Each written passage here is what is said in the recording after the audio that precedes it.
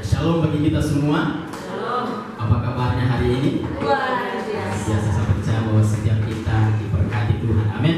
Setiap kita tetap bersukacita, bergembira, karena kita tahu bahwa Allah yang kita sembah adalah Bapa yang baik, Bapa yang mengasihi setiap umat-umatnya, dan Bapa yang tidak akan pernah meninggalkan setiap umat-umatnya. Baik, kita akan belajar satu kebenaran firman Tuhan, yaitu terdapat dalam kitab Hakim-Hakim pasal 13 ayat 1 sampai dengan ayatnya yang ke-5. Hakim-Hakim pasalnya yang ke-13 ayat 1 sampai dengan ayat yang ke-5. Demikian firman Tuhan. Perikopnya lahirnya Simson.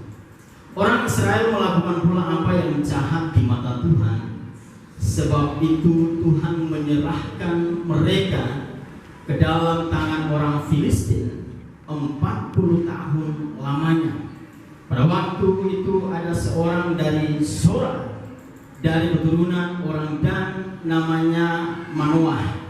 Istrinya mandul, tidak beranak. Dan malaikat Tuhan menampakkan diri kepada perempuan itu dan berfirman kepadanya, demikianlah, memang engkau mandul, tidak beranak, tetapi engkau akan mengandung dan melahirkan seorang anak laki-laki. Oleh sebab itu peliharalah dirimu, jangan minum anggur atau minuman yang memabukkan, dan jangan makan sesuatu yang haram. Sebab engkau akan mengandung dan melahirkan seorang anak laki-laki.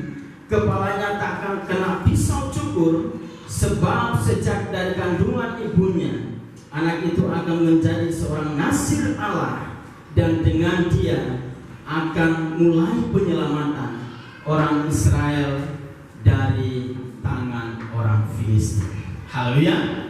Nah, Bapak Ibu Saudara dikasihi oleh Tuhan, hari ini saya akan bicara tentang yang terbatas dipakai Tuhan untuk menjadi alatnya. Kalau kita baca firman Tuhan ini sangat luar biasa, Bapak Ibu Saudara dikasihi oleh Tuhan, ya. Kita melihat lagi dan lagi dan lagi bangsa Israel melakukan kejahatan di mata Tuhan. Nah, Saudara, ini tidak hanya 1, 2 kali, 3 kali, tetapi hal yang sama itu dilakukan berulang kali oleh bangsa Israel. Ya, sekalipun mereka tahu bahwa Allah yang telah menyelamatkan mereka dari tanah Mesir, yang telah membawa mereka keluar dari tanah perbudakan itu, ya, adalah Allah yang tidak bisa kompromi dengan yang namanya dosa, tidak bisa kompromi dengan yang namanya kejahatan, ya, tidak kompromi dengan yang namanya pelanggaran. Tetapi hal yang demikian itu selalu dilakukan, selalu diulang-ulang oleh bangsa Israel.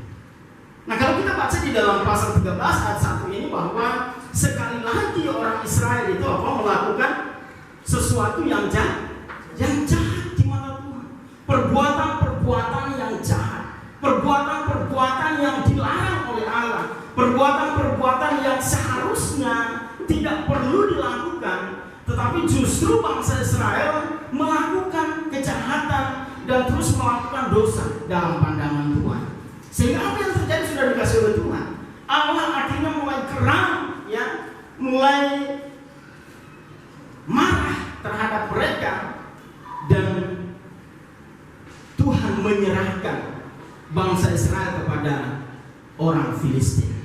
Sudah dikasih oleh Tuhan selama 40 tahun. Ini waktu yang tidak cepat, Saudara. Ini waktu yang sangat lama, ya. Kenapa akhirnya Tuhan menyerahkan mereka ke tangan orang Filistin? Ya, bukannya Tuhan ingin membinasakan mereka, enggak, Saudara. Tetapi dengan cara demikian, atau dengan musibah atau masalah, ya, yang Tuhan izinkan dalam hidup mereka, sesungguhnya mengajak mereka untuk sadar dari perbuatan dosa, dari perbuatan jahat yang mereka lakukan. Ya. Oleh sebab itu Tuhan mengizinkan orang-orang Filistin ini ya menguasai, mengendalikan seluruh kehidupan bangsa Israel. Dan itu selama 40 tahun sudah dikasih oleh Tuhan. Ya. Tetapi apa yang terjadi? Tuhan memiliki belas kasihan yang begitu luar biasa. Ya. 40 tahun waktu diberikan kepada bangsa Israel supaya mereka sadar, mereka bertobat, mereka menyadari setiap kesalahan-kesalahan mereka, mereka menyadari setiap perbuatan-perbuatan jahat mereka, mereka boleh menyadari setiap perbuatan-perbuatan yang tidak Tuhan kehendaki untuk mereka lakukan, saudara. Dan Tuhan begitu mengasihi bangsa ini. Artinya apa, saudara, dikasih oleh Tuhan? Akhirnya Tuhan menemukan satu keluarga, ya, yaitu keluarga siapa? Manoah. Ya. Nah, Manoah artinya adalah berhenti, saudara. Perhentian, ya. Arti dari nama Manoah itu. Makanya Alkitab mencatat bahwa istrinya itu mandul, dia tidak bisa melahirkan seorang anak. Ya. Semua orang mendambakan yang namanya seorang anak, amin. Haleluya. Tapi ternyata keluarga ini tidak mendapatkan itu. Bertahun-tahun kita tidak tahu berapa lama mereka sudah berkeluarga, kita tidak tahu berapa lama mereka sudah berumah tangga. Tetapi satu keajaiban yang luar biasa terjadi atas kehidupan keluarga ini, ya, di mana akhirnya Tuhan mendatangi istri daripada Manoah ini dan menyampaikan kabar yang luar biasa, kabar baik, kabar sukacita, kabar kegirangan, ya, di antara suami istri ini, di mana sang istri akan mengandung dan kemudian melahirkan seorang anak laki-laki. Senang gak? Senang dong. Haleluya. Senang pastinya. Tapi dia penasaran, saudara. Akhirnya dia mulai menceritakan kabar ini kepada suaminya. Ya. Dia mulai menceritakan seperti yang disampaikan oleh malaikat Tuhan kepadanya. Dan akhirnya sang suami ini menerima kabar baik itu. Lalu kemudian dia mulai berdoa kepada Tuhan, ya, agar Tuhan datang kembali memberikan pesan yang sama. Kalau kita baca ayat selanjutnya, itu disitu dikatakan Manoah mulai berdoa kepada Tuhan, meminta agar supaya Tuhan mengirimkan kembali malaikat Tuhan untuk berbicara hal yang sama kepada mereka, supaya apa yang mereka dengar itu semakin diteguhkan bahwa betul janji Allah itu akan pasti terjadi. Amin. Haleluya. Luar biasa sudah dikasih oleh Tuhan. Dan ternyata betul Tuhan dengar doa daripada Manoah. Dia dengar permohonan daripada Manoah ini dan akhirnya mengutus seorang malaikat Tuhan untuk berbicara kembali kepada istrinya. Ketika Manoah tidak bersama-sama dengan istrinya, malaikat Tuhan itu datang kembali, lalu kemudian menyampaikan kabar yang sama, berita yang sama, ya.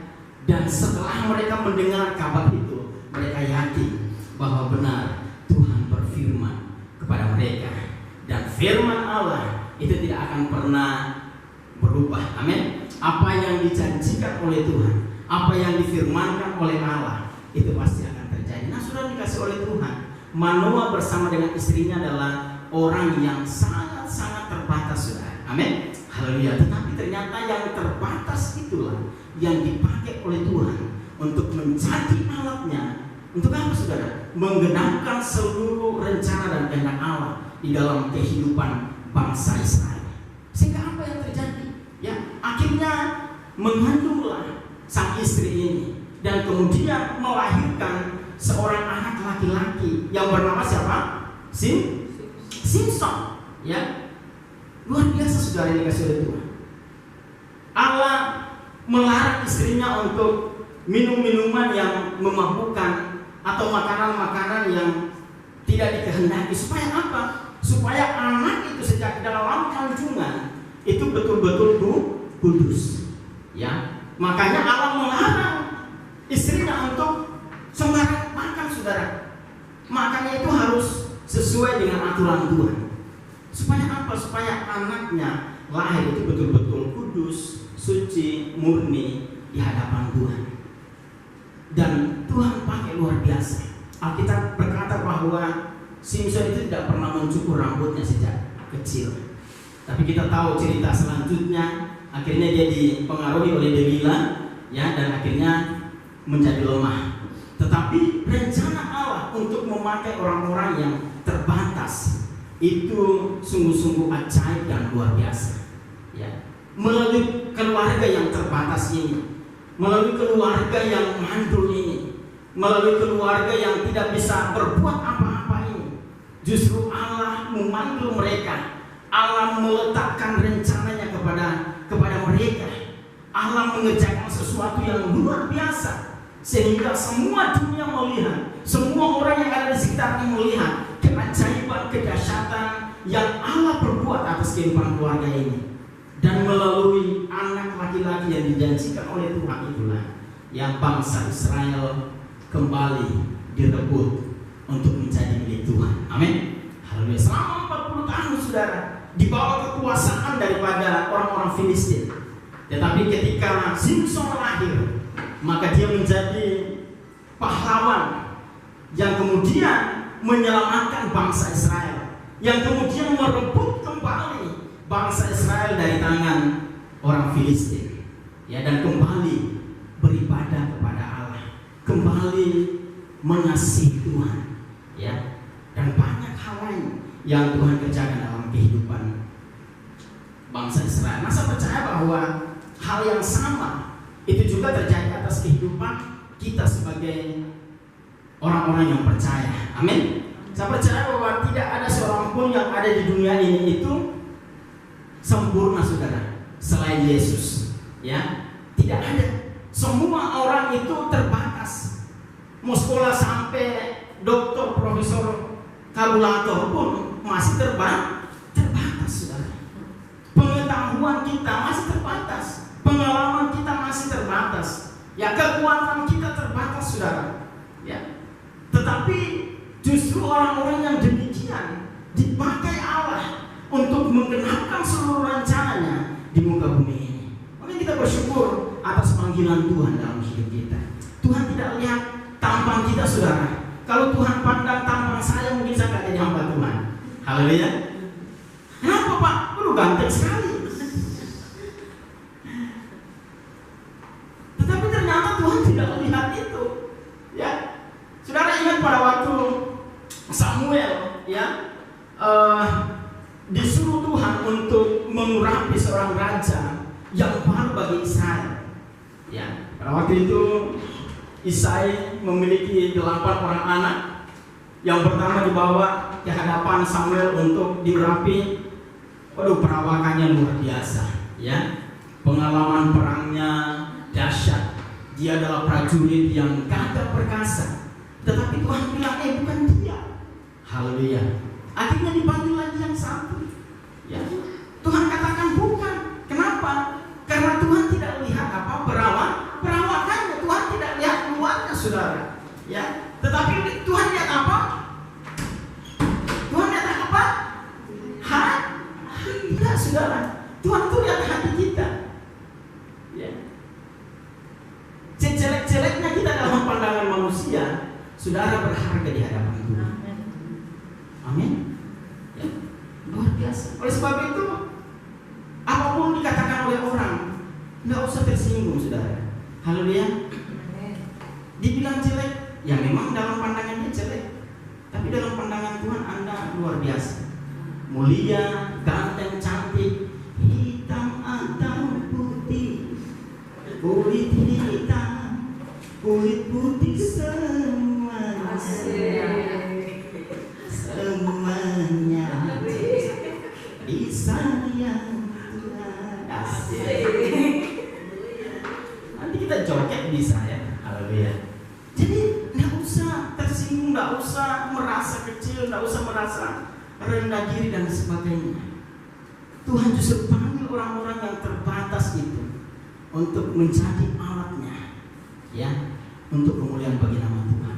Tuhan menginginkan agar supaya kita yang terbatas ini membuka hati kita, mengizinkan Dia menyuplai seluruh hidup kita dengan nilai-nilai ilahinya, supaya hidup kita semakin apa kita katakan semakin mengecil, tetapi Yesus semakin apa? Semakin besar. Nah, pada waktu kita pribadi yang terbatas ini datang kepada pribadi yang tidak terbatas itu, maka kepenuhan daripada pribadi yang tidak terbatas itu akan memenuhi seluruh hidup kita. Sehingga apa? Sehingga kita, Alkitab katakan bahwa dari hari ke hari semakin dibaharui di dalam Tuhan, supaya apa? Rupa dan gambar Allah itu semakin nyata dalam diri kita. Dan Tuhan pakai secara luar biasa untuk menjadi alat bagi kemuliaan namanya, saudara. Ya. Nah, kalau kita merasa bahwa diri kita terbatas, mari kita berjuang untuk menemukan sesuatu yang luar biasa, nilai-nilai positif yang Tuhan tanamkan di dalam hidup kita. Kita mulai mengembangkan setiap kelebihan-kelebihan, setiap talenta-talenta yang Tuhan berikan dalam hidup kita. Untuk apa? Untuk melengkapi kekurangan kita. Saya percaya bahwa kalau ini kita lakukan, wah, luar biasa. Tidak ada seorang pun yang merasa minder. Amin. Semuanya percaya bahwa saya punya kelebihan, sekalipun memang punya keterbatasan, tetapi Tuhan ciptakan sedemikian rupa untuk supaya apa? Supaya setiap orang itu boleh menjadi berkat dengan kelebihan, dengan kekurangannya, dengan perjuangannya, untuk terus berjuang supaya tetap hidup, tetap melakukan hal-hal yang dahsyat yang bisa memberkati banyak orang. Dan demikian juga dengan kehidupan kita. Kalau hari ini masih salah, jangan putus asa. Amin. Haleluya, tetap belajar dan tetap belajar. Kalau hari ini main keyboardnya masih salah, terus belajar. Haleluya, hari ini WL-nya masih salah, terus belajar. Semua kita belajar, siapapun dia. Karena hidup kalau tidak belajar itu sudah selesai. Ya, jadi pada waktu kita menyadari bahwa kita masih punya keterbatasan, kekurangan, kita tidak menjadi orang-orang yang orang-orang yang berhenti ya dan tidak melakukan apapun, tetapi kita menjadi orang-orang yang terus berjuang, belajar dan belajar, sehingga apa? Seluruh potensi yang Tuhan berikan dalam hidup kita menjadi maksimal. Amin. Dan lewat itu semua orang bisa diberkati oleh Tuhan. Lewat itu semua orang bisa melihat betapa dahsyat dan ajaibnya Tuhan pakai setiap orang yang terbatas itu untuk menjadi berkat bagi banyak orang. Puji Tuhan. Amin. Jadi itu yang saya sampaikan untuk kita semua. Sekali lagi saya mendorong kepada kita bahwa jangan pernah merasa minder dengan apapun juga. Percayalah bahwa Tuhan pilih kita, ya, orang-orang yang terbatas ini untuk menjadi alat bagi kemuliaan namanya. Amin. Puji Tuhan. Tuhan memberkati.